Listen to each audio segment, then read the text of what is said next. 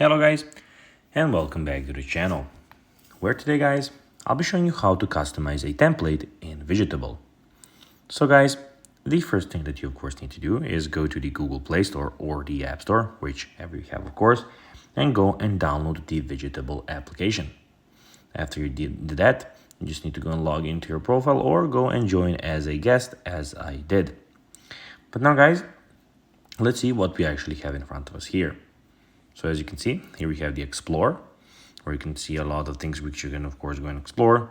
We have the Wallpaper, where you can see all the wallpapers and templates. And we have the More tab, where you can see everything about your profile. But now guys, let's see how you can actually go and customize a template in Widgetable. So first of all, what you need to do is of course go and have a template that you would like to go and use, which you will see on the Wallpaper tab in here, as you can see. Here, you can go and check out all of those. So we have the featured, flowers, whichever. And then, as you can see, a lot of them are here also.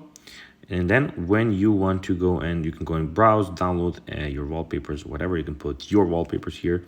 Then you just need to click on one. Here you can go and see the preview. You can go and change the background, change the text. As you can see, everything can be changed and edited here before you go and click on the top right corner, which as you can see is the save button. Then it will be saved as you made it. So guys, that will be everything for this video. I hope that you found this video informative and entertaining guys.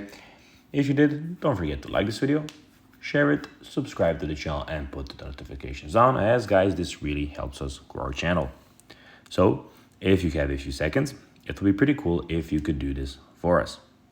So guys, as I said, that will be everything for this video. I hope that you enjoyed it. And guys, as always, I'll be seeing you in the next video on this YouTube channel. Until then, bye guys.